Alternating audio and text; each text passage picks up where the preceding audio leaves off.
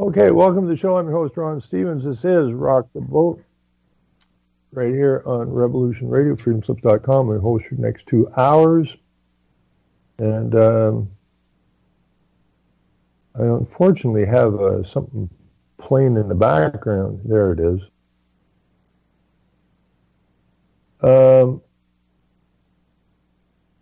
Well, I didn't hear any music either. I just got a note I don't hear any music.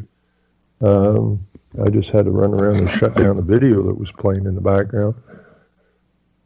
So I know we're having problems with in and out music lately on Revolution Radio, at least on this show. So I'm just going to assume that we're live, and it is 12:02, or 12:03. So no intro music. I'm saying we're live. I got in a little bit late. I was having a few computer problems. So, welcome to the show, and I don't even know where to start today. I guess I'll start with the leadership vote for the PC Party of Ontario, Canada. And it just shows once again that the whole political system is a ruse. It's just getting worse. It's getting more ridiculous all the time.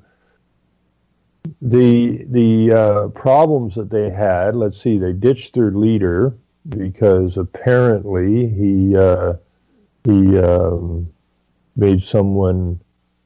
a sexual advance to someone long time ago, and nothing happened, but that's enough to take any man down in this country now. Now, I don't approve of it, mind you, but, you get these people in positions of power. They believe they have power over other people, which is no good at all. And so they lost their leader, and then they're going to have a leadership vote for a new leader. It turns into a total fiasco. They don't even know how many people they have registered to vote. And but what people got to understand is that the people, I think it was some 60,000 or whatever, that finally ended up voting for the leadership of the Progressive Conservative Party. So Ontario has approximately 14 million people, so 60,000 people vote for the leadership of the Conservative Party. And so what I found interesting was eventually, this kind of reminds me of the election I ran in 2010 for mayor of my municipality. It's almost the same garbage. We had such a delayed vote count. We had so many problems with the vote count that by the time the winner was declared, there was nobody paying any attention to it. I think it went on for 3 hours or better. I still have people tell me they believe I won the election because they can't find anybody who voted for the one that was voted in as mayor, but then he's an inside job and a player. And I see the same thing here. Now, why did Doug Ford get elected? Good question. And what happened? Something obviously happened.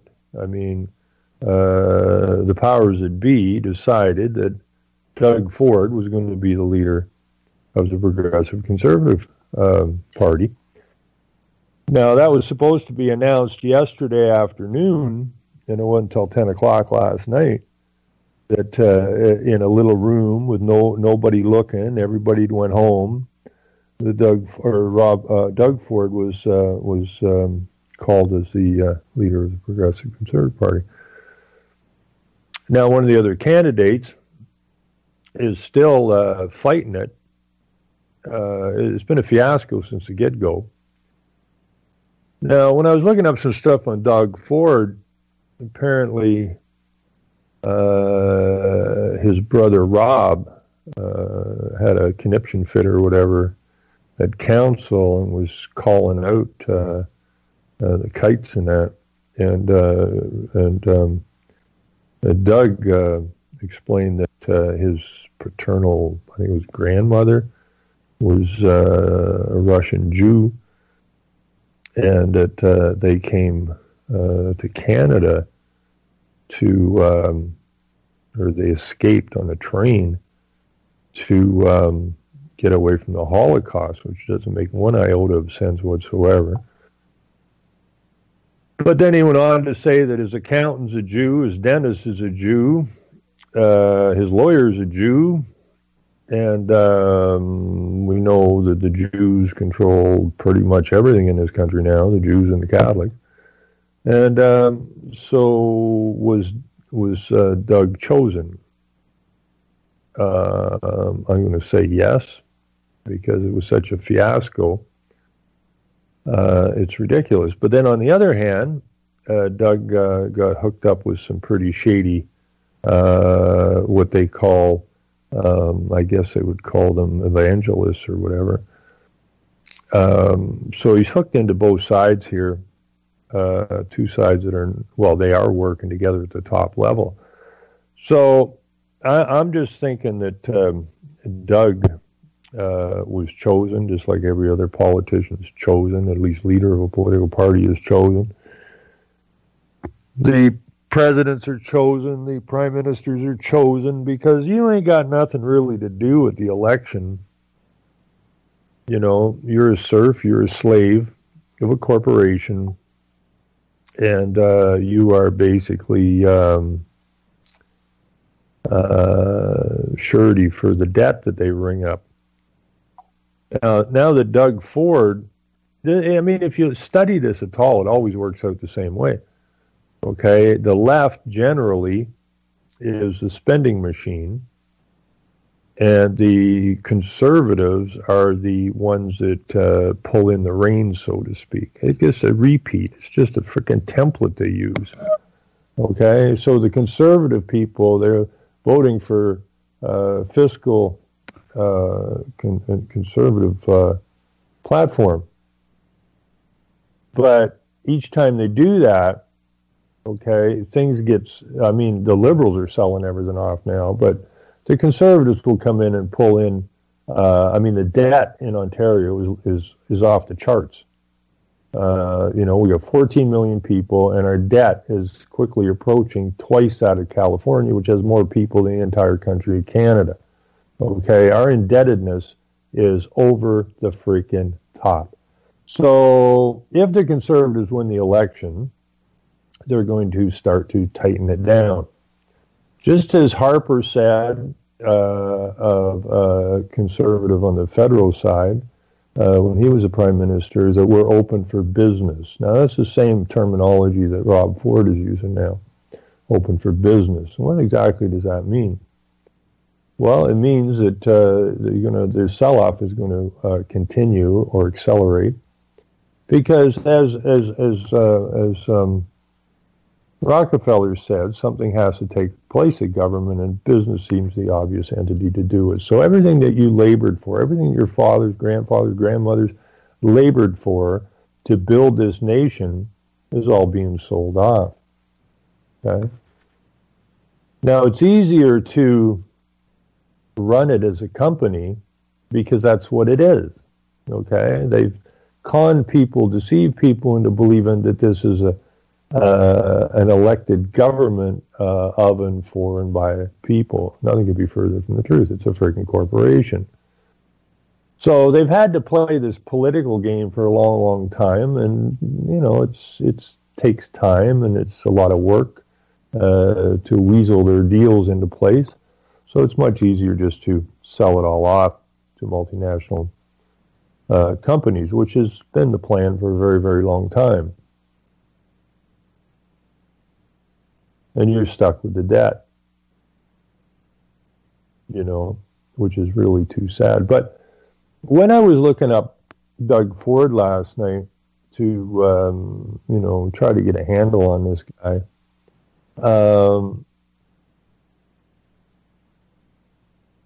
I put in a few things about Doug Ford and dug out some stuff about everybody's attached who's a Jew. And the Jews are in charge of multiculturalism. They control the media, and so on and so forth. So I put in Doug Ford and sustainable development, and it was kind of interesting what pops up. I thought I had something about Doug Ford and sustainable development, but what I got was the Ford Motor Company and sustainable development. So right on their front page, what they're saying is, and you gotta, because the Ford, all these foundations, right? All of these foundations, these tax-exempt foundations, have been working to take our nations down, to change our education system, to change everything about freedom and liberty, to take it all away. So I couldn't help but put this up because, I mean, I've studied this stuff. The Reece Commission in the 50s. Now, Henry Ford died, I think, in 47. Now, Henry Ford made no bones about it. He hated the Jews. He hated what they were up to. I'm not exactly sure when the Ford Foundation was set up. I'm thinking it was probably after Henry died. Could be wrong on that. Or maybe he set up a foundation to do some serious work. But whatever, the Ford Foundation, the Rockefeller Foundation, the Carnegie Foundation were really some of the major early foundations. So when I put in Doug Ford and sustainable development, I end up with the Ford Motor Company. And on their front page, it says UN Sustainable Development Goals, Sustainability Report 2016, Ford Motor Company. See how the Ford Motor Company's products and operations promote the United Nations 2030 Agenda for Sustainable Development and align with the UN directives and so on and so forth. So I couldn't help it. I mean, I had to go find it. I remember the old, I don't know if they still use it. I don't have a TV. I don't watch any ads or advertising. But I remember the Have You Driven a Ford Lately? So I just went and got a logo and or an advertising piece. And this at the top, I guess, is for the Ford Probe. And I thought it was rather, it would work. Because you taking it up the behind with the probe, and then it has a Ford logo and Have You Driven a Ford Lately? So all I wrote here was Ford promoting UN Agenda 2030. The tax-exempt foundations have long been undermining our nation. I've included a short clip of Norman Dodd of the Reece Committee, 1953, regarding the Ford Foundation in the comment section. The conspiracy to take down the West began a long time ago. It is time we understand what is at stake and act with determination to stop it. And we have to understand the past. And that's the biggest problem. People have no capacity for anything anymore. If you put up a video more than 5 minutes, you're gonna lose the viewers. I mean, they're like a bunch of gerbils or something now, right? There's so much crap coming at them. They don't have any capacity to settle down and study anything. It's just like things are popping in their brain all the time, but they're not grabbing onto anything because there's this constant array of new garbage coming at you by the minute. So you got to settle down, but you got to understand the history. Okay. You got to understand the history. If you don't understand the history that got us where we are, then you're no good at turning things around and making things right. You'll never accomplish it.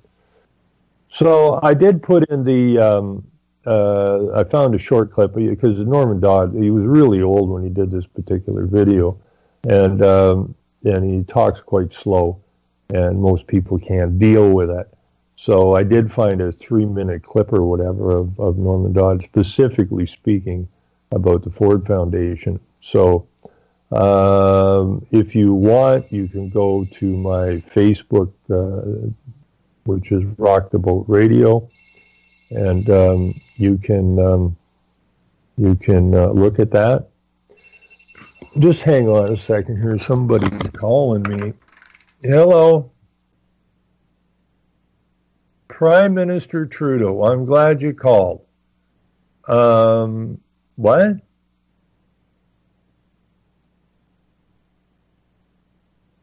There is a gay pride coming up?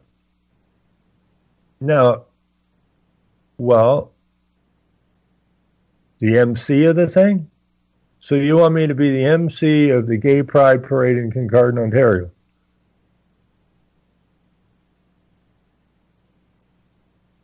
Well, I like that pink shirt. I do. Now, the only problem, salmon, is it salmon they call that? I always thought it was pink, but we may have a problem, though.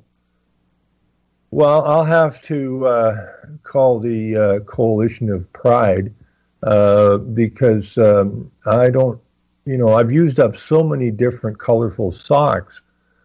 I'm not sure if they can. I mean, I would like a new pair of socks, probably more colorful than the ones I wore in the last Gay Pride Parade.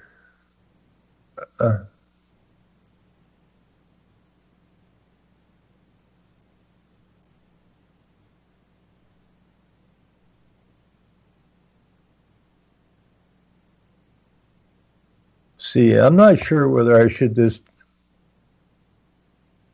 Well, being a feminist is a good thing now. We don't want any manly men. That's the last thing that we want in this country.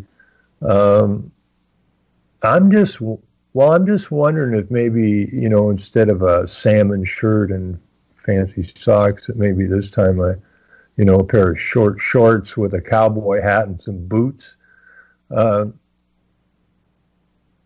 Daisy Duke, dress up like Daisy Duke. Yeah, the Prime Minister is Daisy Duke. I think that takes in feminism. I think that takes in everything.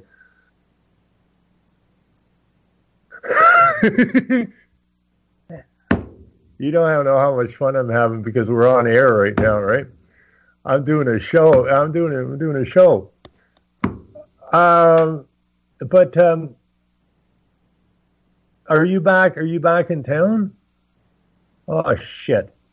I was going to call you because, you still got to do that? Well, I got to do this show till 2.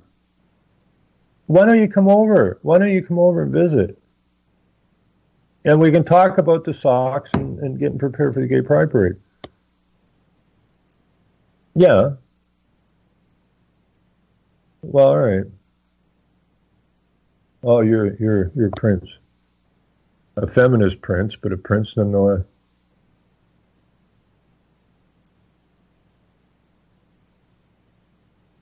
I got 1221.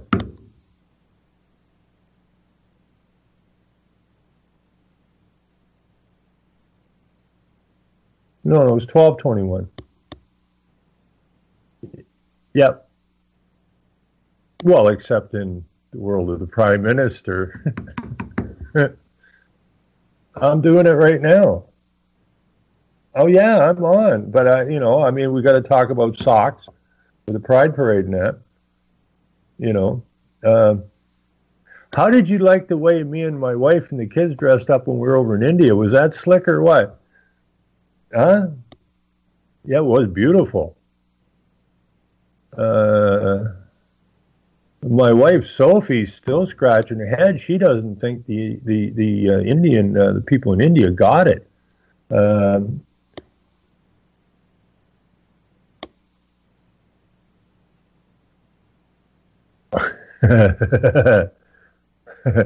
Drug those children. That's one of my policies. Yes, keep those kids drugged. Anyways, I'm over at 2. So, done. Thanks, boss. All right, bye-bye. Oh. Anyways, I had to do that because I need to have some fun once in a while. That was just a friend calling.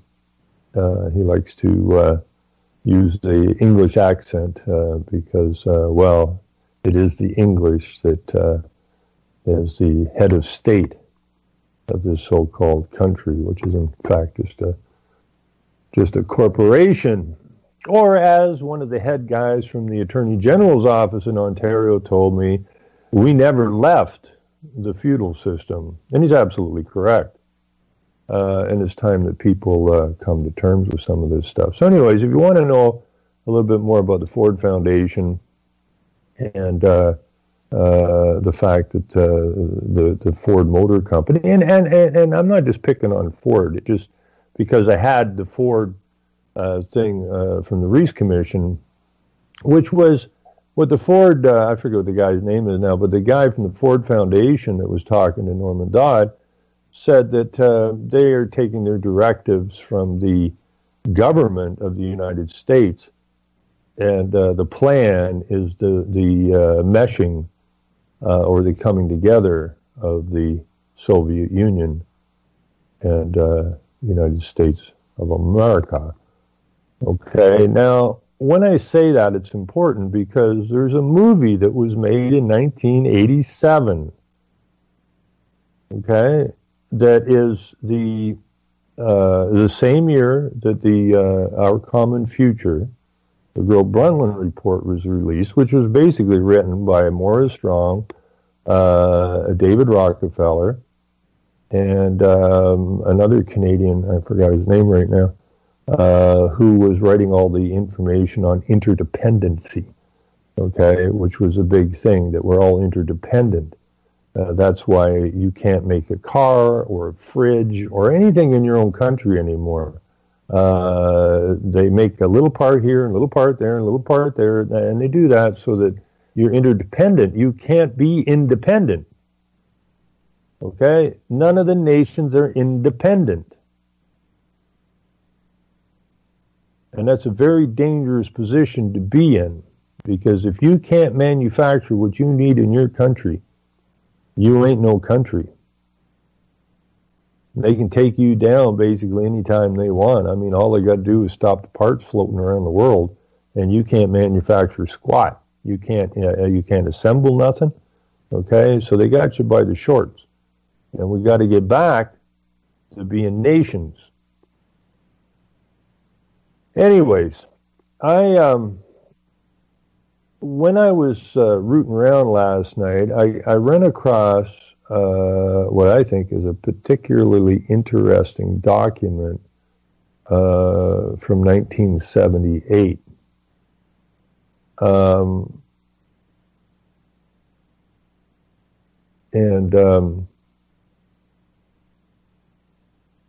It really spells this out. I mean, there's lots of videos out there which contain basically the same information as a particular document, but this really goes through it step by step by step. Now, this was put out in 1978, June of 1978.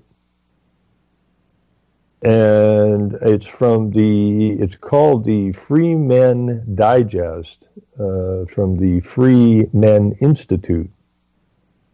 This issue features a social revolution in America, the amazing Carnegie Minutes, a national education system, and the power behind the foundations. Now, apparently, this Free Men Institute is a nonprofit dedicated to restoring constitutional principles in the tradition of the Founding Fathers.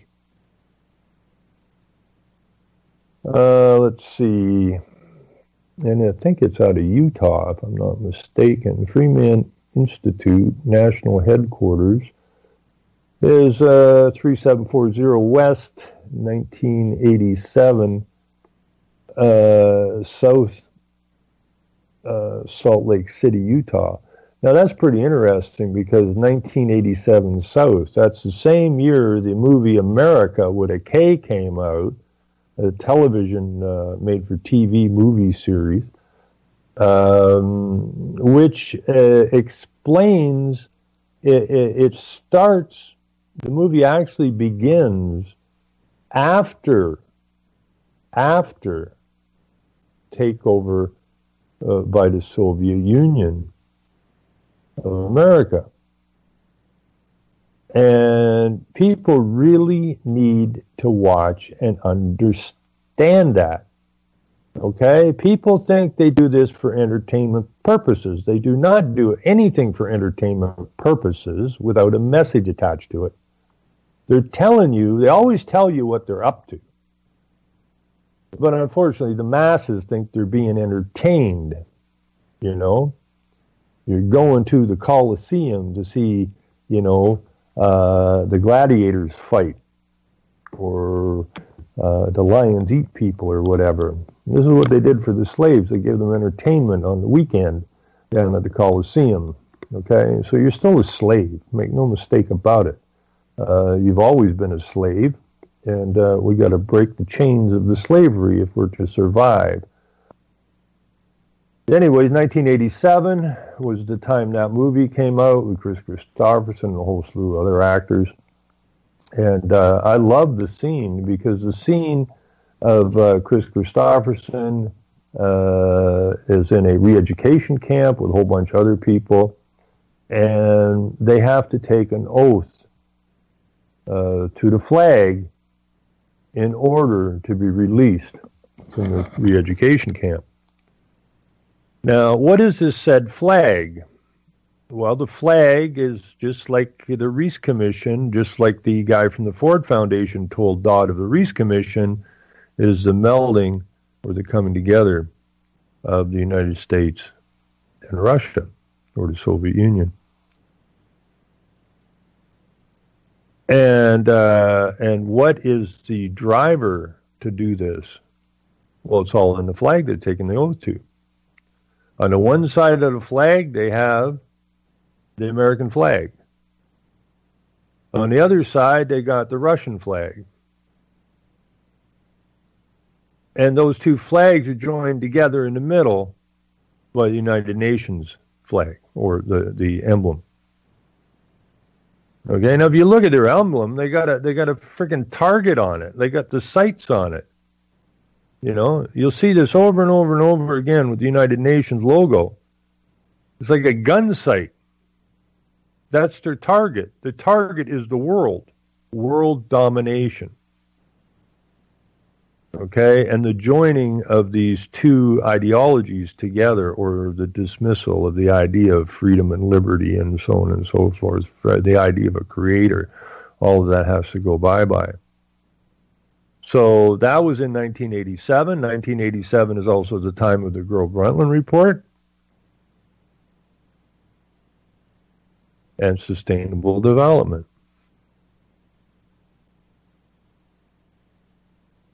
So I just find it kind of odd that this thing has got an address in 1987. I don't know if it's prophetic or just whatever. So anyways, the table of contents in this thing, the Foundation World, its impact and influence on America, by Michael Lloyd Chadwick. Norman Dodd describes initial shock as Reese Committee commenced its investigation. The Reese Committee staff report on relations between foundations and educations by Tom McNeice. The Reese Committee final report on relations between foundations and education. The Reese Committee staff report on relations between foundations and government. The Reese Committee final report on internationalism and the effect of foundation power on foreign policy. Now, it was Rockefeller said that he had been accused of being an internationalist. And that he said, if that the charge be the charge, then I stand guilty and I'm proud of it. Okay? So this isn't, you got to stop worrying about today's politics. They don't matter. What matters is your mindset. Get your mind right. They've been dragging your ass around and your mind around for a very, very long time. You don't get it yet. Some of you get it. Thank God for that. And more are starting to ask some serious questions, because unless you ask some questions, you ain't never going to find an answer. Simple as that. Norman Dodd, Chapter 7, discloses possible power center behind the foundations, and number 8, what you can do. This is a very interesting document because it really lays it out in no uncertain terms. And so the foundation were the impact and influence on America between 1933 and 1953. A change took place in the United States which was so drastic it could be accurately described as a revolution. And it was during these critical years that the nation's worst depression occurred and the American people became involved in a catastrophic world war. Shortly afterwards, they found themselves in a no-win undeclared war in Korea. A crisis piled up upon crisis. Significant changes took place in the structure of the American life. One of the more obvious changes was the rapid shifting of ultimate responsibility for the economic welfare of the people from the private sector to the executive branch of the federal government. Rather amazingly, this revolutionary transfer of power was achieved without violence and in a propaganda climate which led to the majority of the American people to give it their full consent. Take heed, no man deceive you. By the early 1950s, however, there were many people both in and out of government who felt that something was seriously wrong. It was charged that the resources of America's vast educational system had been misappropriated to teach concepts which were destructive to the entire fabric of the American constitutional system. It is also felt the schools were being utilized to promote the acceptance of economic ideas which are diametrically opposed to the open society of American free enterprise system. The question automatically arose, who is responsible for all of this? A preliminary inquiry indicated that the main thrust was coming from several private foundations which had spent hundreds of millions of dollars in tax-exempt funds to promote textbooks and teachings which were socialistic in domestic affairs and one world in foreign affairs. The three principal offenders were said to be the Carnegie Endowment for International Peace, the Rockefeller Foundation, and the Ford Foundation. Now, I'm going to put this in the chats probably a couple times today because I want everybody to understand this. And then you really, once you read this, you really actually need to go and watch America with a K. Okay, you got to understand the Gro-Brundtland report, Our Common Future, that she was the vice president of Socialist International. Okay, she worked as the undersecretary for the WHO, the World Health Organization. She, Brundtland, was the one that brought about the no smoking laws in the West and everywhere else. Okay, this is about changing people's behavior and thought processes. So, when they say, oh, well, our government is bringing in no smoking law, your government didn't bring in anything. Your government is simply a puppet of those who created the United Nations, period. Okay? Your governments don't do crap except follow directives, which is treasonous because they're doing it through deceptive means, breach of trust. And the breach of trust, by definition, is treason. So we'll continue on here. So much public indignation had been generated by 1952 that the 82nd Congress passed House Resolution 561 to set up a special select committee to investigate foundations and comparable organizations. Many considered this to be one of the most important investigations in the nation's history. The committee was instructed to determine whether or not any of the foundations had been using their resources for un-American and subversive activities or for purposes not in the interest of the tradition of the United States.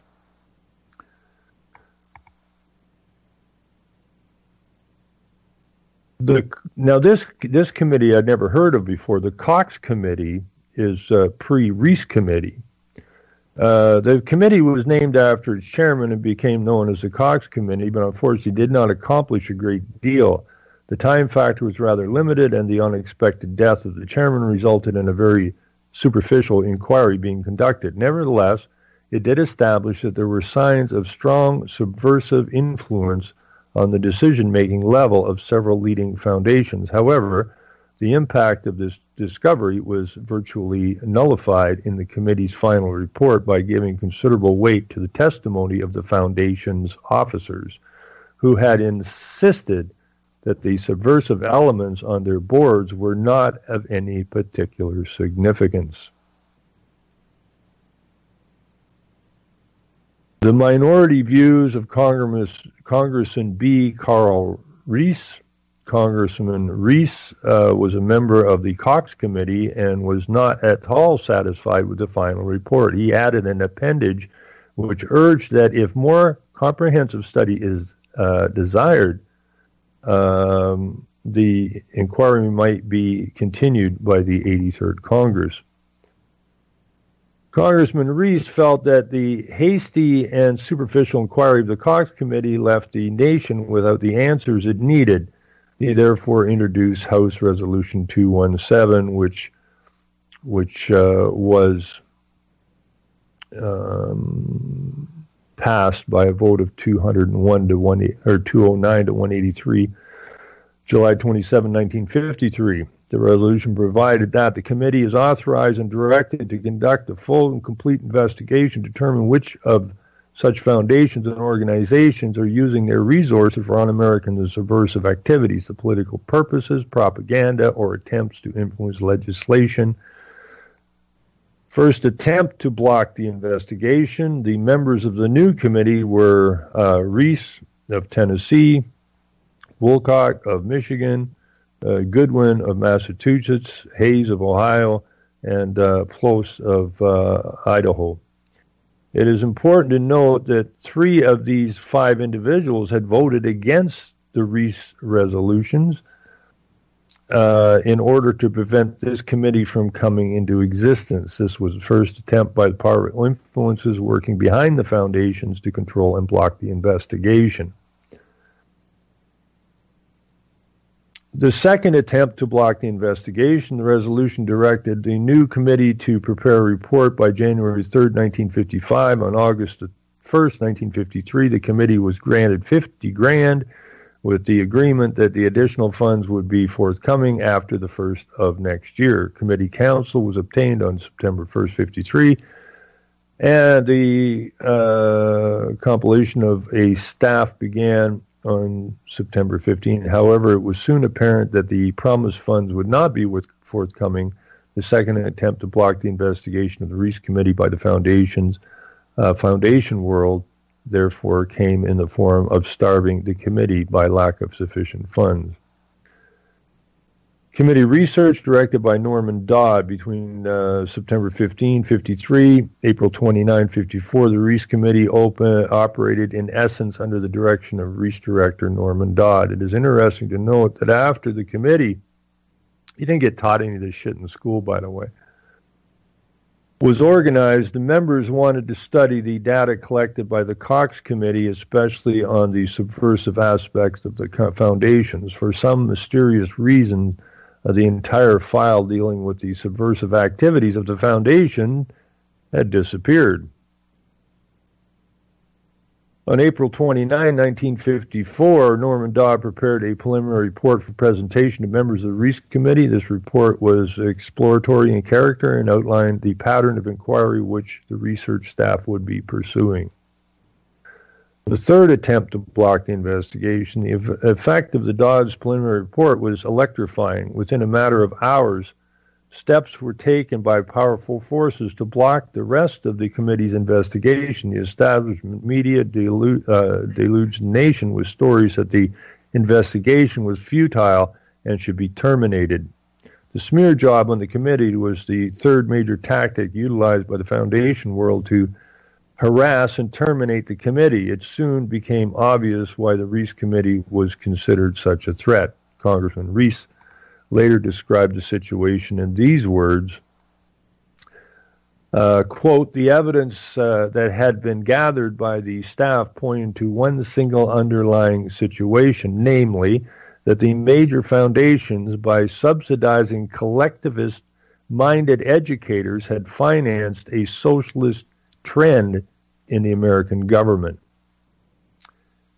We informed the foundations in advance that our findings suggested that the foundations had for a long time been exercising powerful, though sometimes indirect, political influence in both domestic and foreign policy, predominantly toward the left, to say nothing of the support by the foundations of the Institute of Pacific Relations, which led the movement to turn China over to the communists, and which was admittedly communist dominated.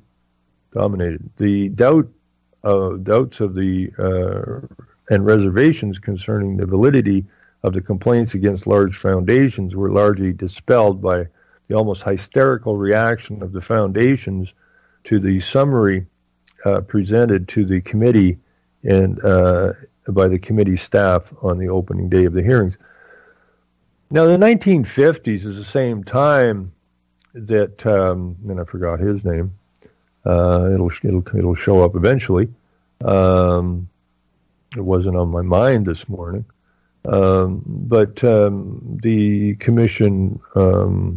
You guys can put it in the chat. You'll know who I'm talking about the influence of the Jews in Hollywood and so on and so forth. And they finally shut that down. But the man was right, okay? Just like the Reece Commission was right. You know, when you control the media and you control government and you got all the money, you can pretty much stomp the truth into the ground or get the general public to believe in this idea of a conspiracy theory, not by the money holders, not by the ones with the influence, but the ones that are trying to show the general population the truth. Anyways, this goes on. The excitement bordered on panic, as was observed by the demonstrations through the public relations channels of the large foundations, and thus convinced me and others of the American public, judging from the letters received, that the general picture which had been taken shape was not very far from the truth. After Norman Dodd's preliminary report appeared, powerful individuals in America made their move to ensure that the committee would be permanently terminated. It was obvious that the Reece Committee had already gone too far. This committee was about to officially document, for the first time in history, the United States was a victim of a deliberate conspiracy to dismantle the constitutional rights of the people. This conspiracy is aiming at no less than the creation of a centralized supernatural institutional mechanisms from which it will rule the world under collective management. Now, again, you really need to go and watch America with a K that was produced in 1987. This is after the fall of America. And really what it's about is what we're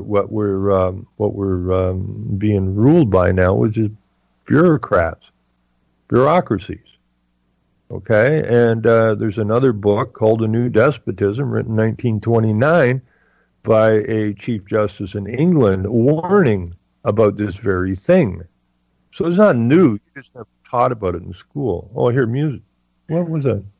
I thought I heard break music, but I didn't. Anyways, where are we here? Oh, it was also, see, the 1950s, would have been, I was born in 1954. Now, also in the I forget which year it was, early 50, I don't remember, it was 50 or somewhere in there. But the Senate Committee on Foreign Relations with Paul Warburg stating specifically that there will be a world government, whether we like it or not, and it will come about by consent or by conquest. So the whole idea here in the West is get you to consent to it. Okay? They can't really come in and bomb North America. It won't fly. So they needed mechanisms. Now, there's been all kinds of mechanisms, the mechanisms that foundations pay and build the curriculums that are taught in the schools. So the students that go into school are brainwashed into believing what they're told to believe. Okay? That's where you get everything else that we have now, all this nonsense that's going on now. So when you take over the school system, you have the minds of the youth. And through the propaganda machine, you can get them to believe any damn thing you want. Because everything else is, anybody that speaks out is, a white racist, a Nazi, a nutcase, a conspiracy theorist, so on and so forth. Okay, and the media pounds that down. I mean, it's the same thing. When Warburg was talking about mechanisms, look at global warming. That's a mechanism. Okay, tell a lie big enough and keep repeating it, and people will believe it. These are mechanisms. The committee hearings brought to a standstill. And this isn't that big a thing to read. This thing is only 78 pages, which anybody with a half a brain should be able to wade their way through. I mean, it's not difficult, but you really need to read this to understand. I mean, I'm 63 freaking years old now. Okay, so I wasn't taught any of this stuff, right? When I went into school, which would have been, 59 probably? Okay, I was just like, I had no memory bank. I'm a little kid with no memory bank.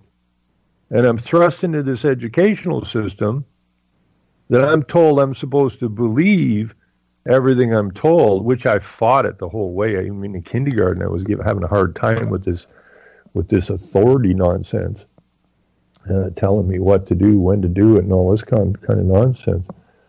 And they break you down. They break you down. The longer you're in that system, the more broken you become.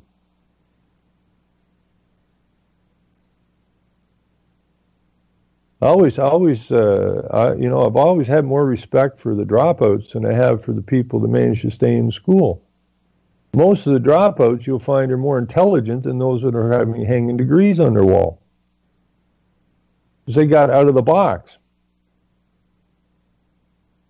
And the earlier you get out of the box, chances are the more questions you were asking, and hopefully you went to find the answers to your questions. Now, two brothers down, I think they were from Hamilton or somewhere, St. Catharines, I believe, did the film, and this is a film that everyone should watch. I don't care if you're American or European or Canadian. I don't really care. Same shit. But two young brothers out of St. Catharines, Ontario, both dropouts. I think one had grade 8 and one had grade 9 or something, maybe grade 10. Wanted to know where money came from. It was as they were just sitting around, and it's a simple question. Where's money come from? And so they'll just go down to our MP's office. He should know. So they went down there, and they come out, and they go, this guy don't have a clue about nothing. So they picked up some cameras. They made a movie. It's called Oh Canada, Our Bought and Sold Out Land. If you haven't watched it, watch it. It's actually quite brilliant. You know, they tripped up a little bit with Elizabeth May and Jack Layton, and they realized that after they did the movie, and they were going to try and do an update. I don't know if they ever did or not, but generally it's solid as a rock, and you need to watch it. This is not some highfalutin production. It's just a couple of guys that were asking some questions, and they picked up a camera and decided to go and ask some questions. And that's what we all need to be doing. If you don't ask questions, then you're stupid. It's that simple. You know, there's no getting around it. If you're walking around, you're going through your life, and you're not asking questions constantly and challenging what is written or what you see, or as my teacher in grade 7, I believe it was, stated, believe nothing you read, see, or hear until you personally verify it. Failure to do so opens your mind to accepting all manner of propaganda and outright lies as truth. Mechanisms. The mechanisms used to deceive you. The lies. Anyways, committee hearings brought to a standstill after 19 days of hearings. Powerful political machinery behind the scenes was deployed at the Capitol to stop the Reece Committee completely. The last hearing was held on July the 9th, 1954. The hearings were sealed partly because of the abrasive and uncomfortable actions of Congressman Wayne Hayes, who later admitted to Norman Dodd that major persons from the White House had been up to see him. He wanted me to cooperate in dusting up this investigation, Hayes stated. Even though the hearings were discontinued, a sufficient quantity of evidence was accumulated by the committee staff to clearly demonstrate that the major foundations had been spending hundreds of millions to divest the United States of her traditional system of values and replace them with socialist goals designed to prepare America for provincial status in a global world government. The remainder of this issue will be devoted to examining the evidence gathered by the Reece Committee. It seems to be entirely apparent that these events of the past were a clearly defined prelude to the future. And you cannot know anything unless you understand some history. You always have to back up. Because what's just coming at you today, if you don't understand why it's coming at you or the purpose of it, you can't deal with it. Okay? You just manipulate it. You got to have some, you got to have a background. That's simple. This is a very interesting read. I mean, a lot of this is in the movie that Norman Dodds did, or the video interview. But I think, this is much deeper, and it will give you pause for thought over and over and over again. Norman Dodd describes initial shock as Reece Committee analyzed Carnegie minutes. Now, how many foundations should be investigated? How did you begin, Mr. Chadwick? How did you begin your investigation, Mr. Dodd? When we got to Washington, we wanted to find out how many foundations we were called upon to investigate, but nobody knew. The best guess at the time as to the number of foundations was 7,000. We knew perfectly well that it was impossible in any serious way to investigate 7,000 foundations in the time span we were allotted and with the size of our appropriation. My assistant and I therefore assumed that since the Congress was interested in knowing what effect the foundations had exerted on the country, we would work primarily with those foundations which had been in existence the longest. It turned out that we were going to investigate 12. 12 foundations control 80% of America's endowment capital. It also turned out that these 12 foundations represented 80% of the capital endowments. And concentrating our efforts, we were able to abandon the usual methods of congressional survey, which is to work out a questionnaire, mail it out to the 7,000 foundations, and then tabulate the results. Instead, we asked these 12 foundations specific questions based on what we already knew about their activities. Oh, I think I heard some music slightly, so I guess we're headed to break. Now, we'll continue this when we get back in about approximately 4 minutes. And then I'll get this into the chats so that you can read this, understand it, pass it around. And it's not just about America, folks, okay? It's about every Western nation. Anyway, we'll be back in a few minutes.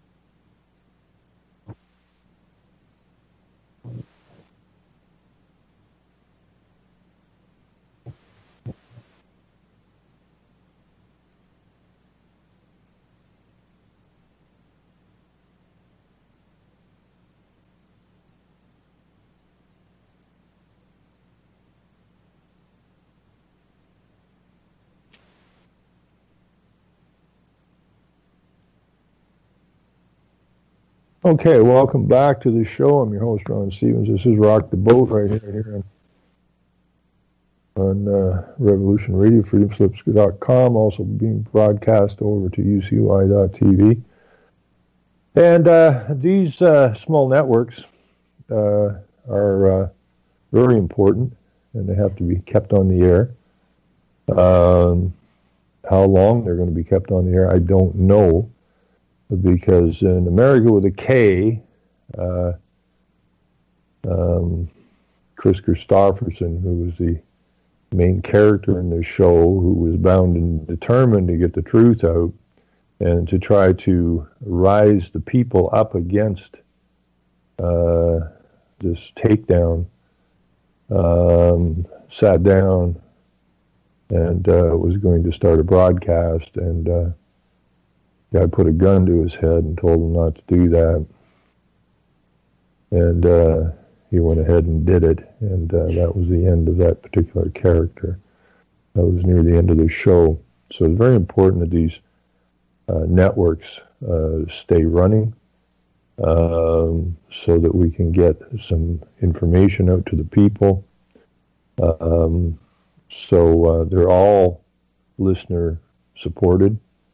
So if you got $5, $10, $20, whatever amount you can afford is money well spent, because it goes to help keeping these networks on the air. So you can go to either Revolution Radio or UCY or both, and there's a donate button on both of them somewhere.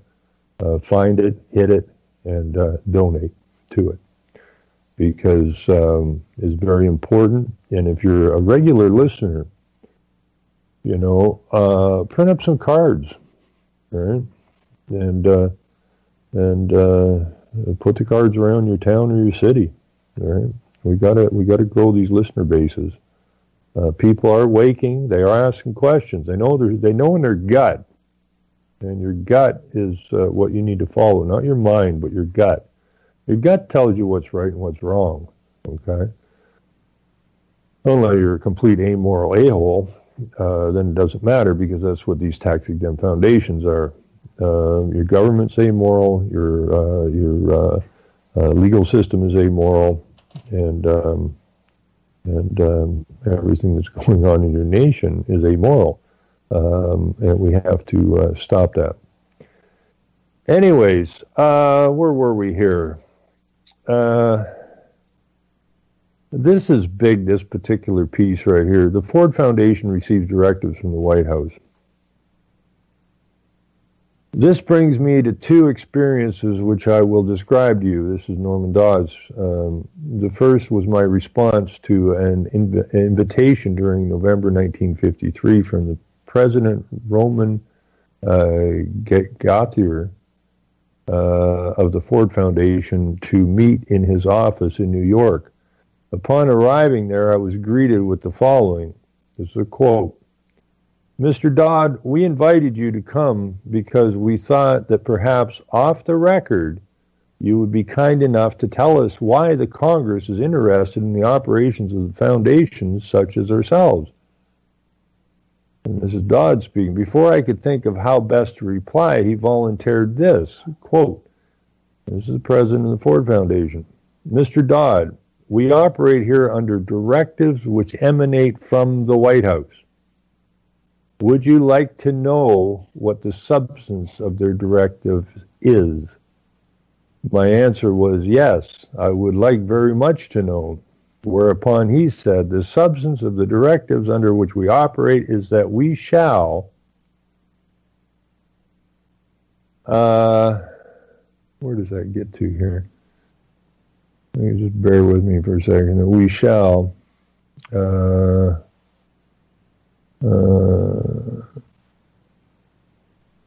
I'm missing that page. Where did that get to?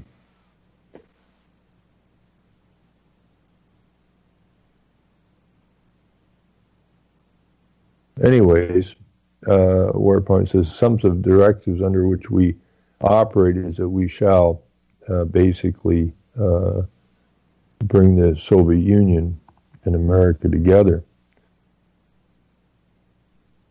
I don't know, there's a page missing here, or somebody when they scan this in screwed up.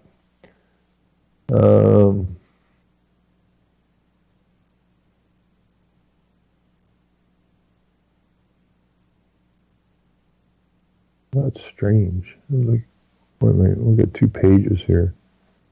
Let me see if I can dig that out.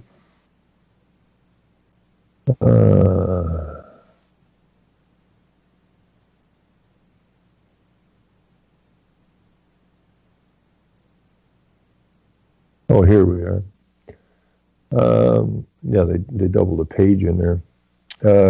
Was to use our grant-making power to alter life in the United States so that we can be comfortably merged with the Soviet Union. Needless to say, I nearly fell off the chair. I said, Mr. Geithner, legally you are entitled to use your grant-making power for this purpose, but I do not think you are entitled to withhold this information from the American people to whom you are beholden for your tax exemptions. So why do you not tell the American people what you have just told me? His answer was, quote, Mr. Dodd, we would not think of doing that.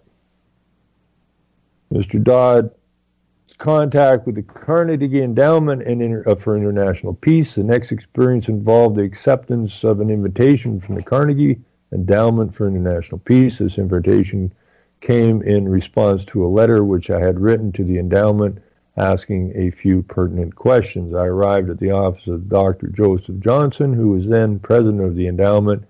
He was the successor of Alger Hiss, who had been sentenced to 5 years for perjury because he had denied under oath that he was an agent of the Soviet Union. Present at this meeting with Johnson were 2 vice presidents, relatively new men, and legal counsel, a partner in the law firm of Sullivan and Cromwell. After amenities, Dr. Johnson opened the conversation this way. Mr. Dodd, we have received your letter. We can answer the question, but it will be a great deal of trouble. The reason for its being a great deal of trouble is that with the ratification of this by the Senate of the United Nations Treaty, our task was done. And so we bundled up everything in the way of records and sent them to the warehouse and adopted a policy of constructing a building across the street from the United Nations, which served as a facility for the benefit of those many organizations which from this point on would be bound to follow the activities of the United Nations. So we have a counter suggestion, which is as follows. If you can spare a member of your staff and send him to New York for 2 weeks, we'll provide a room in our library and also make available to him the minute books of the corporation from its inception. My first reaction was that he had lost his mind. I had some suspicion what these minute books might well contain, but there was no objection from their counsel, and there seemed to be no disagreement on the part of the vice presidents. But all of them were relatively young. My guess was that none of them ever read the minutes themselves. As a result, I accepted the invitation and did send a member of my staff to New York. She later brought back to me on dictaphone belts what she had dictated from the minutes of the board. This information came as a shock to all of us. In 1908, the trustees had raised this question, quote, is there any way known to man more effective than war, assuming that you wish to alter the life of an entire people? They discussed this question academically and in a scholarly fashion for almost a year and came up with the conclusion that war is the most effective means known to man, assuming that you want to begin concentrating power in government and abandon the dispersion of authority contemplated by the Constitution. Then they then raised question number 2. Quote, how do we involve the United States in such a war? This was in 1909. I doubt if there was any subject more removed from the minds of the people in this country at that time than the possibility of involvement in war. There were imminent wars, intermittent wars, you will remember, in the Balkans, but my guess is that not many people in the country knew where the Balkans were.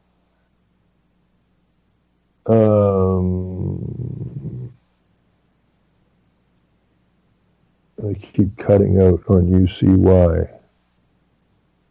I don't know why that is. What I will do, I just got a heads up here that our simulcast over to UCY.tv is having difficulties, so what I will do is I will take a moment here and just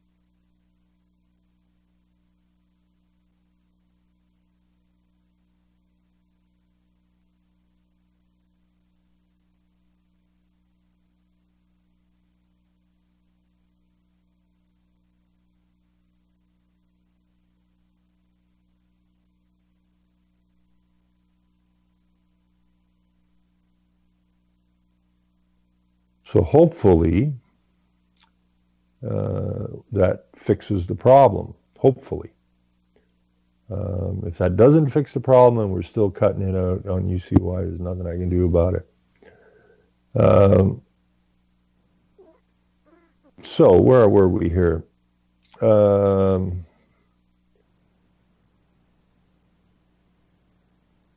Okay, there were intermittent wars, and most people don't know where the Balkans were. Anyways, the trustees answered the questions this way. We must control the diplomatic machinery of the United States.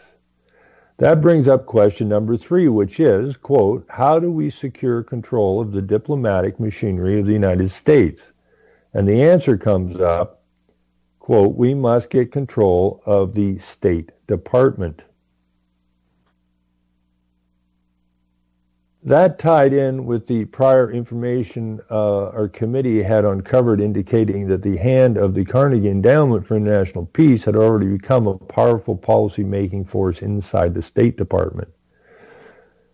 Finally, in 1917, we did get in a war, World War I. These trustees then had the brashness to congratulate themselves on the wisdom and validity of their original decision.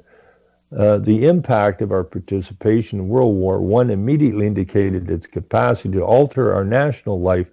The trustees even went so far as to dispatch a telegram to President Wilson, pressuring him to see to it that the war did not end too quickly. Now, President Wilson was the guy that was basically the guy who put the Fed into operation. So, yeah, they had control of the president. They had control of the State Department. They got America into a war. And the purpose of the war was the creation of the League of Nations. This is all about creating world government. Now, had Wilson, this isn't in this, I'm just telling you what I know, had Wilson managed to get America to sign on to the League of Nations, there would have never been a Second World War. That's a fact. Because after the First World War, Wilson was running around America trying to get America to sign on to the League of Nations. Well, America still had enough history in their head. They hadn't had it erased through the public school system, created the curriculums created by these foundations. They still had a handle because the families' units weren't busted up at that point. So the grandparents and the great-grandparents still had a history that was passed down to generation after generation that was later erased through the public school system. But Wilson could not get America to sign on the League of Nations, and the reason was that they understood why they fought the War of Independence, and the idea of signing on to the League of Nations, which would force them to give up some of their independence, was not palatable to the American people. Now, Wilson, while he was running around trying to get them to sign on to the League of Nations, is also saying, if you don't sign this, there's going to be another major war in the not-too-distant future. Now, how the hell would Wilson know that? Simple. He was told that by the same guys that cooked up World War I. Now, World War I and World War II caused the death of hundreds of millions of innocent people and ended up with the United Nations, of which America signed on to.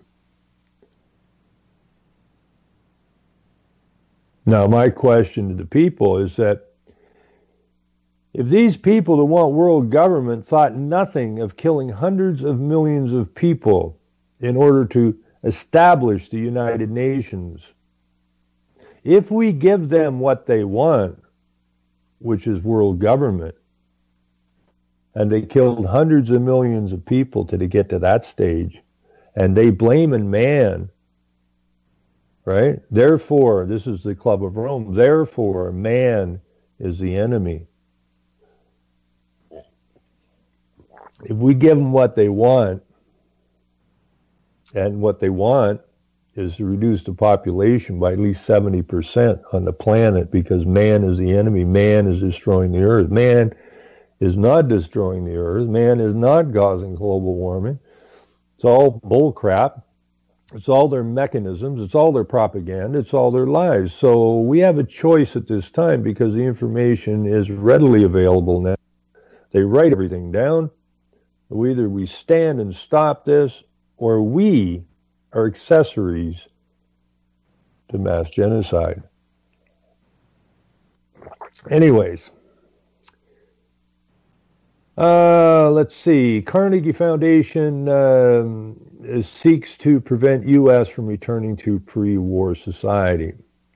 Finally, the war was over. The trustees then took up the problem of preventing, as they put it, a reversion of life in the United States to what it was prior to 1914. They came to the conclusion that to gain that end, they must somehow get control of education in the United States. They realized this was a prodigious piece of work, so they tried to obtain the assistance of the Rockefeller Foundation. They then divided tasks in parts, giving the Rockefeller Foundation the responsibility of altering education as it pertains to domestic subjects, but Carnegie retained the task of altering our education as it pertained to subjects bearing on our international relationships. They then decided together that the best way to achieve their purpose was by an alteration in the teaching of American history. So they approached these of the most prominent historians, three of the most prominent historians. They had in mind that discrediting of the American founders and the demeaning of the nation's constitutional structure of government, so they approached several of the most prominent historians of that day with this proposition, but they were turned down flatly. The trustees then decided that it was necessary for them to build their own stable of historians.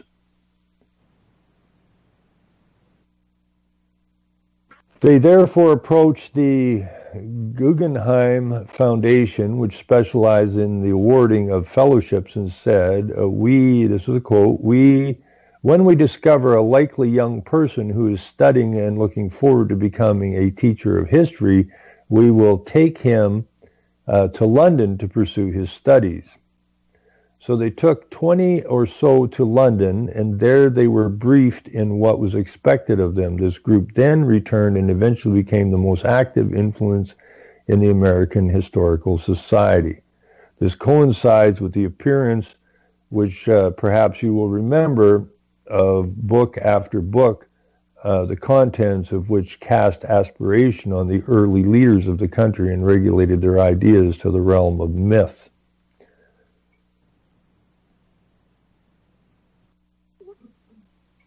Finally, toward the end of the 20s, the minutes showed that the endowment granted the American Historical Society $400,000 for the sole purpose of rendering a report as to what the future of the country should be. This appears in 7 volumes. The 7th volume summarizes the contents of the other 6 and ends on this note.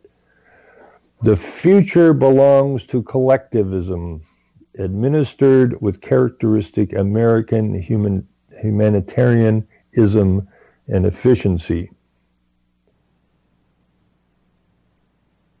With this information as a background, our staff prepared to launch into a full-scale investigation of what these major foundations have been doing with their vast resources of tax-exempt money. I was hopeful that all the committees itself would have to do would be to invite the officers of the Carnegie Endowment to appear before them and answer some pertinent questions. Because of our access to the minute books, we would know if their answers were true. However, it did not turn out to be that simple. Our staff reports were based more on research into the known activities and literature of the foundation than the hearings themselves. The Reece Commission staff report on relations between foundations and education, written by Thomas M. McNeice, Assistant Research Director of the Reece Committee. On page A1161 of the appendix of the Congressional Record of February 15, 1954, there appears a copy of an article by Seymour E. Harris, Professor of Economics at Harvard University. This article is entitled "The Old Deal" and appeared originally in the magazine Progressive in the issue December 1953. We are quoting the first paragraph of this article, quote, "In the 20 years between 1933 and 1953, the politicians, college professors, and lawyers, with a little help from business, brought a revolution in the economic policies of the United States. They repudiated laissez-faire. They saw the simple fact that if capitalism were to survive, government must take some responsibility for developing the nation's resources, putting a floor under spending, achieving a more equitable distribution of income, and protecting the weak against the strong. The price of continuing the free society was to be limited intervention by government." Stepping backward for a span of 9 years, we wish to submit another quotation, this time from the issue of October 15, 1943 of the magazine Frontiers of Democracy, the successor to an earlier one to which references will be made later, and which was called Social Frontier. Dr. Harold Rugg of Teachers College, Columbia University, was the editor of the latter magazine and the author of the article from which this excerpt is made. 13 months, as a quote, 13 months will elapse between the publication of this issue, The Frontiers, and the national election of 1944. In those months, the American people must make one of the great decisions in their history. They will elect the president and the Congress that will make the peace and that will carry on national productive system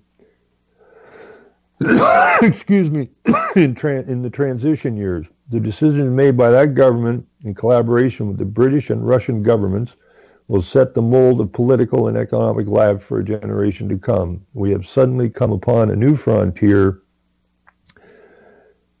and must chart a new course. It is a psychological frontier, an unmarked wilderness of competing desires and possessions of property ownerships and power complexities. On such a frontier, wisdom is the supreme need, rather than technological efficiency and physical strength, in which our people are so competent. And this is what I've been saying for so many years, okay? We are at war. We are completely engaged in World War III. World War III, unlike the previous two world wars, is not a bombing war, okay? This is a spiritual, psychological war. Because they can't bomb, you can't sell the bombing of North America. You can't do it. You know, so as Warburg said in I think it was 1950 or 53, whatever the Senate hearing was, Senate committee hearing, was that they would have world government by consent or by conquest. And we here in the West have been consenting to it like a bunch of idiots. We are strong enough, this is another quote, we are strong enough, but we are wise enough. Are we wise enough? We shall soon see, for the testing moment is now. Our measure will be taken in these 13 months. This test is whether enough of our people, perhaps a compact minority of 10 million, will be enough, can grasp the established fact that in company with other industrialized people, we are living in a worldwide social revolution. Evidence indicates social revolution promoted by the foundations. We propose to offer evidence which seems to indicate that this revolution has been promoted. Included within this supporting evidence will be documented records that will show how the flow of money, men, and ideas combine to promote this so-called revolution just mentioned.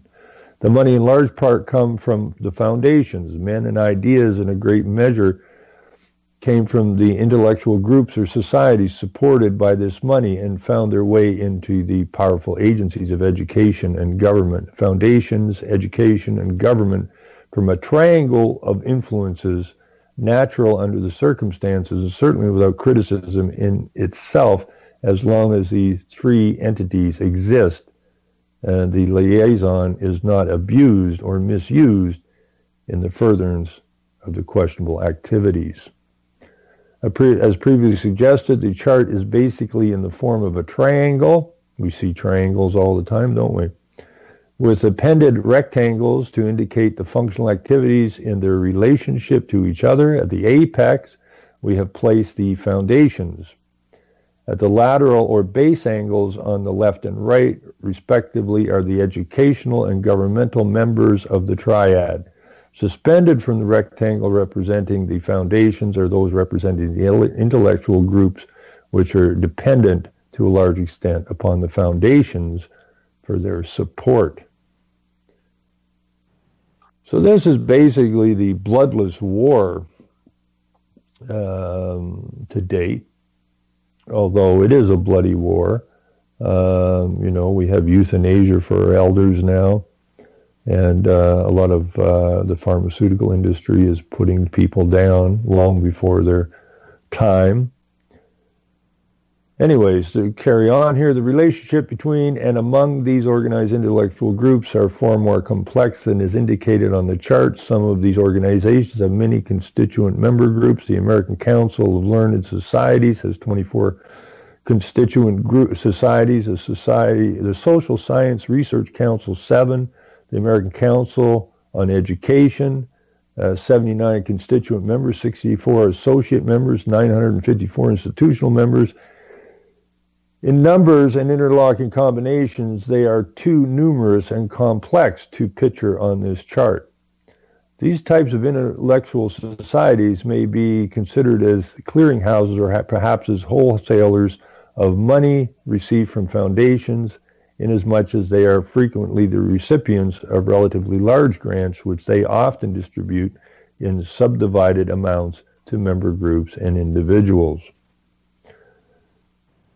For illustrative purposes, the following 4 societies are listed. The American Council of Learned Society, including the American Historical Association, Social Science Research Council, National Academy of Sciences, and the American Council on Education. The 4 shown on the chart are enough to illustrate the relationship in such societies to the governments and the other educational units shown on the chart. Furthermore, credit or appreciation has been expressed by both educational and governmental circles for aid received from each of these four organizations.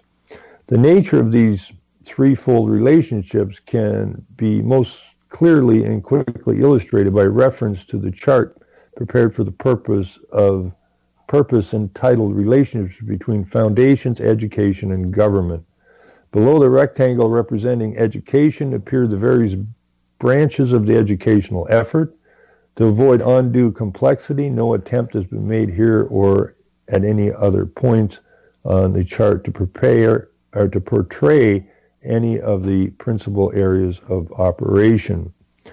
Under the governmental function, a few divisions of activity are shown. These are confined to the executive branches of government where the greatest changes have occurred.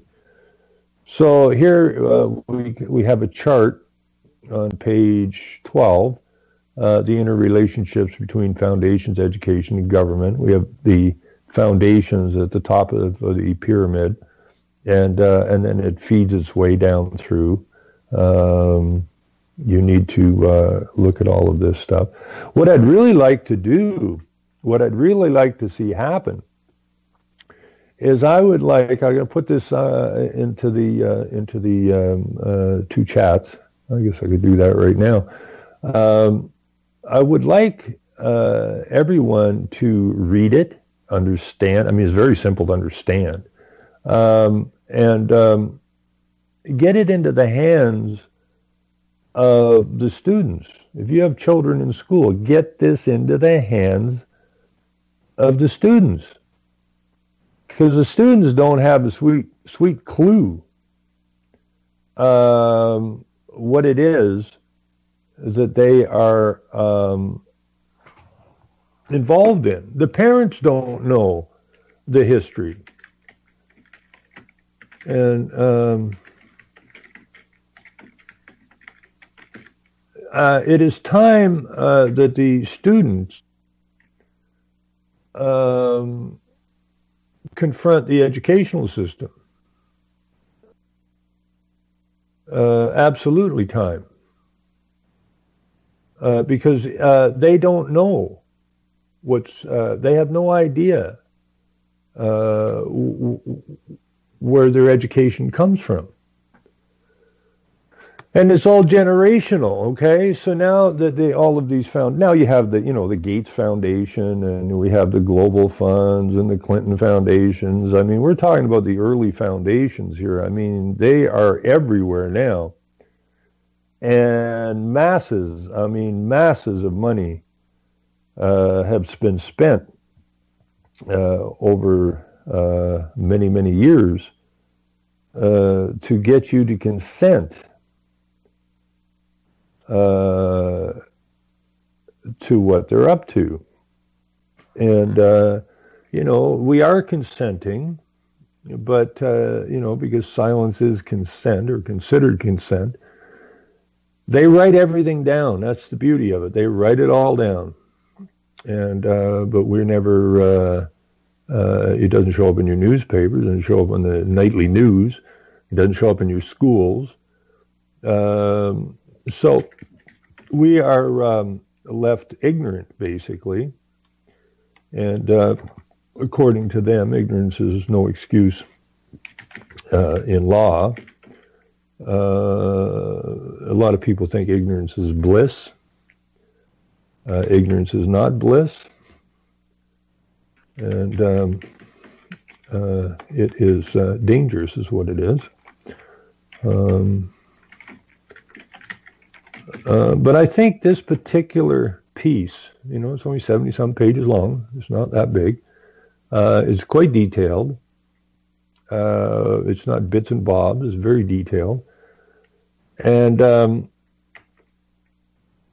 it needs to be, I really think, if I was in school, if I was in grade 9 or 10 or grade 7 or 8, and this information was given to me, I would be most definitely in my teachers' faces.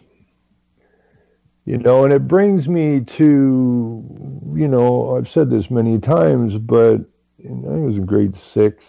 I plagiarized 100% a piece out of an encyclopedia. It was Collier's, I think it was the encyclopedia we had. And I turned it into class, and I expected to get caught, but they give you a hard time if you don't turn it into paper. And I was busy doing something that I enjoyed, and it wasn't until it was almost bedtime that I remembered, oh crap, I got to do a paper. So I went through all 26 volumes of this encyclopedia set, and what I noticed was there's not really any information in these things. The history of the world in 26 volumes. I don't think so. You got a lot of sound bites in that. Who wrote them? What purpose? Who knows, right? So I just copied it verbatim, handed it in, got a crap mark, got red marks all over my paper, and I could have left it at that. I expected to get caught, is what I expected. But it's the only time I've ever plagiarized anything in my life. And being a guy who always asks questions, normally a person, oh, geez, I guess I got caught. I better not say nothing, right? I might get in trouble. I never looked at that. I just confront all of this stuff, and I went to the teacher and said, why the lousy mark? Not what I was expecting. Come on, Ronnie, you didn't write this. I'm good with it. But that's not what the teacher said. She said it was wrong. How the hell could it be wrong? I just copied it verbatim out of an encyclopedia. And her response to me was, well, it doesn't jive with what we're teaching you. And my response is, well, then we got a problem, don't we? We got a problem. Either one of these is right, one's wrong, or neither one of them is right. But we best find that out. Response from the teacher, I don't care. What do you mean you don't care? Well, this is the book we were given to teach you out of, and this is what we're teaching you. And who wrote the curriculum? That's the question. Who the hell wrote the curriculum?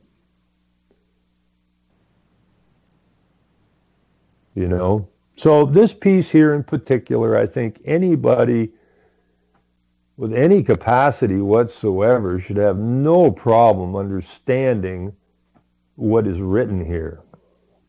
This is the history.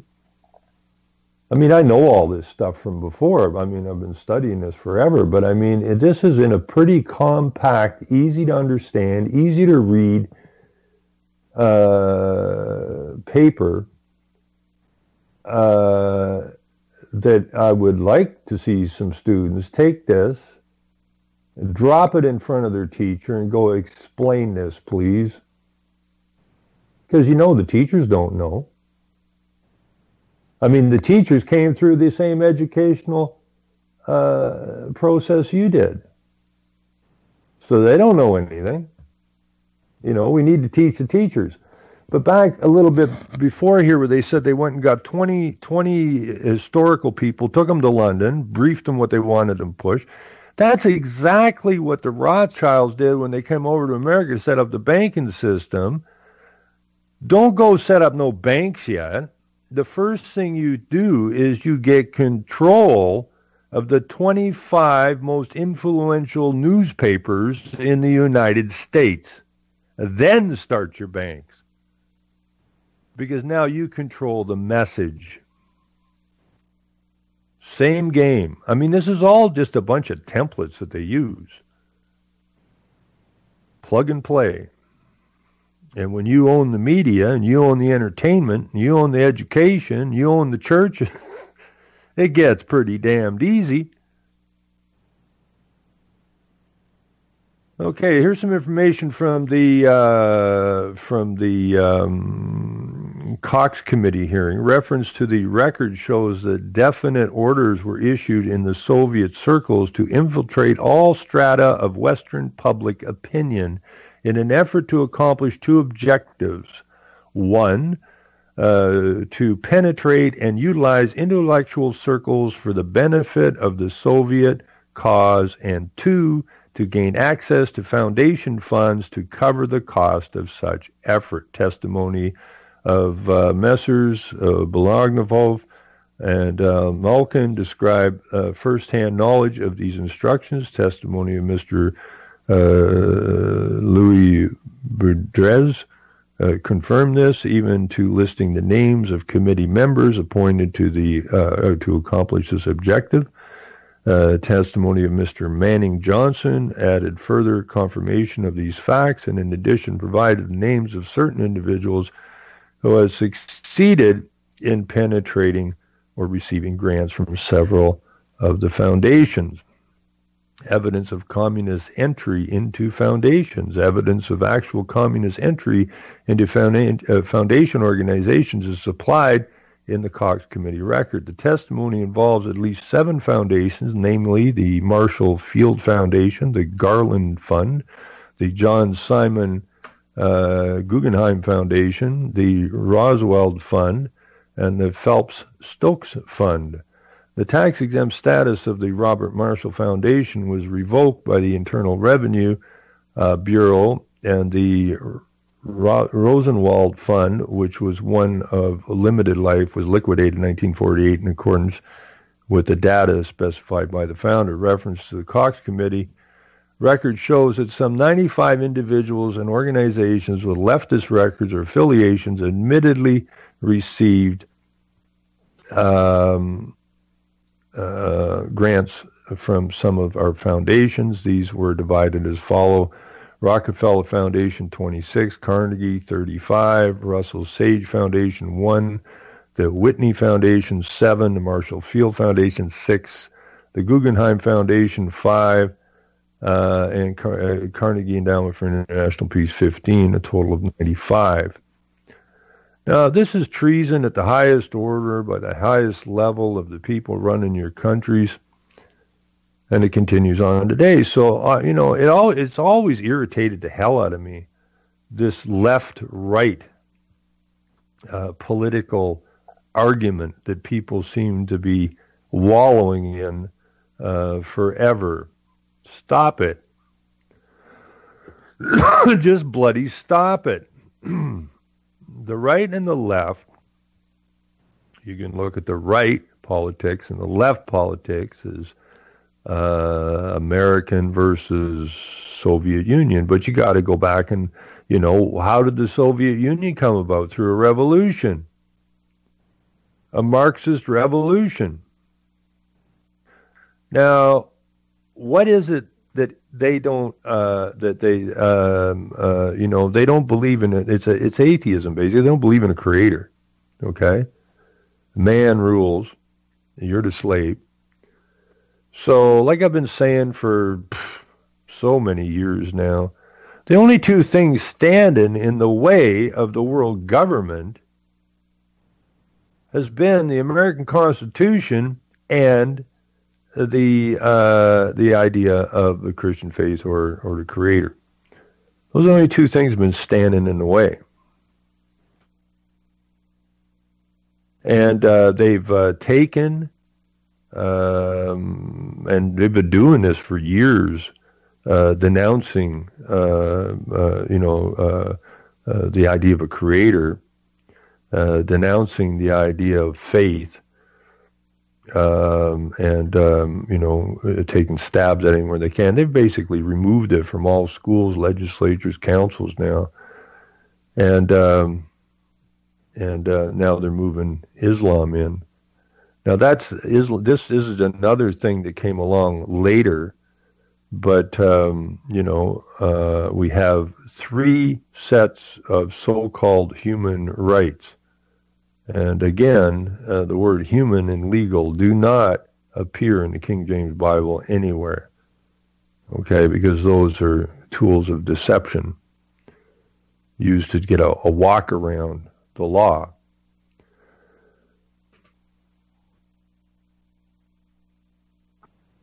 So, you don't have a left-right. You have 2 groups who have divided your mindset, who are walking you to a place you don't want to end up at. Look at the right and left simply as boots, a right boot and a left boot on a global tyrannical movement that intends to squash you.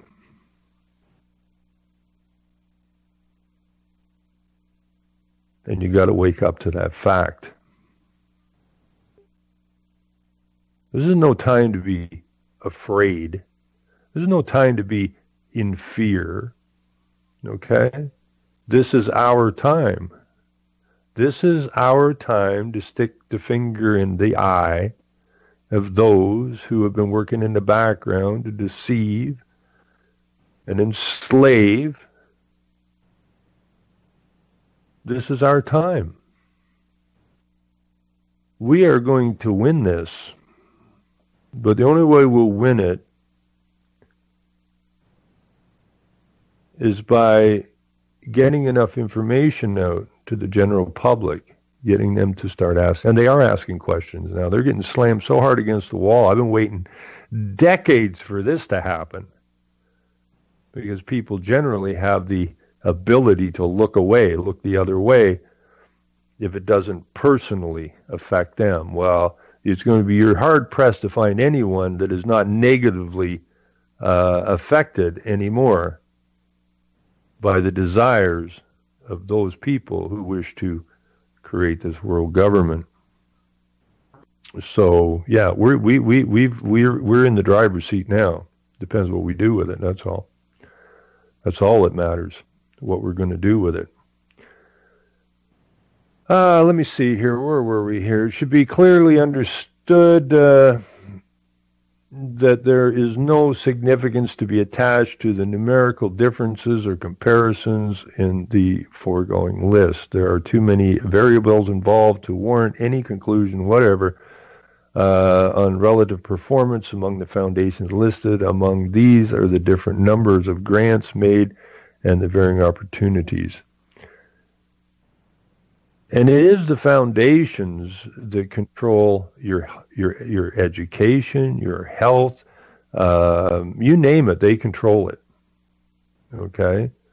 Your government doesn't control anything. Now, for those who are big fans of Donald Trump, you might want to give your head a little bit of a shake, okay? Trump is a player. There's no ifs, ands, or buts about it. The only thing that's come out of that man's mouth so far, and I don't pay much attention to him, is that time to make America great again. I think if you run with that one phrase, I think you can get somewhere. But, you know, you might want to ask Mr. Trump, why is the Council on Foreign Relations still on American soil? Why is the Trilateral Commission set up by the Rockefeller Foundation still on American soil? Why is the United Nations still on American soil? Okay, if those three groups, which again makes a triangle, is on American soil, how do you plan on making America great again, Mr. Trump? You know, it's time to take the broom and sweep the evil from our nations. It's that simple. And if we fail to do so, then whose fault is it? Well, it would be our fault. You know, I'm sick and tired of all these people bitching and complaining about this politician or that politician or this political group or that political group. It doesn't matter. They're all players. They're all puppets. They've all sold their souls. And the good moral men and women of our nations are suffering. And the children and the offspring of those people is going to suffer a whole hell of a lot more than you've suffered. So you have a duty. And you are not to shirk your duty. There are far more of us than there are of them.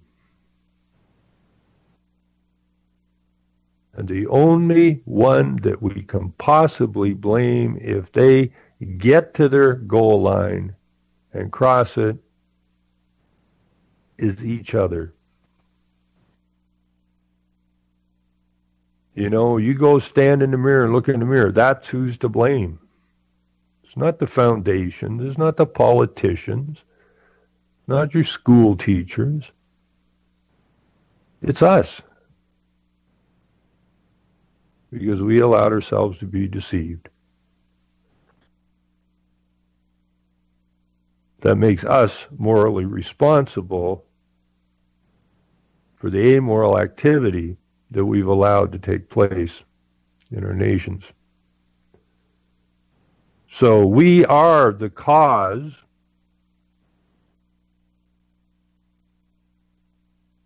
of our troubles, and that we are the only ones that can fix it.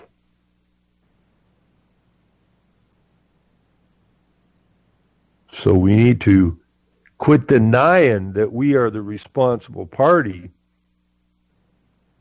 and get to work. Okay, this will about finish me up for today. Please read this. Please study it. You know, you see names in there that you don't recognize, take them, stuff them in Google, and get the background on those people. It's very simple. I mean, when I first started researching back in the 70s hardcore, I didn't have Google, you know. I had to go to the libraries and get into the old reference books and try to, you know, find the dots and then join the dots and try to make a picture. It's way too easy now, and there's no excuse from anybody why they can't take the time to do what they need to do, because nobody's going to come and save your ass but you. And once we gather up enough asses, well, we can go and kick the other asses, huh? Anyways, I'll finish this up if I got any time here to even do it. I got 1 minute. Oh, I want to put this on. My friend is on over at UCY at 3 o'clock, Behind the Woodshed with Hal. Tune into that. Good show. Anyways, let me see if I can get through this. If I run out of time, I'm saying goodbye now.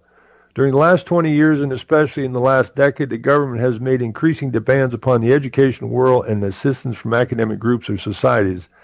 As will be brought out later in the documented records, it is from these centralized and interlocking educational groups that much of the influence which we question has arisen. To indicate the magnitude of these sources of influence, a few matters of record may be mentioned. The National Planning Board requested aid from the Social Science Research Council. We're out of time. Everything.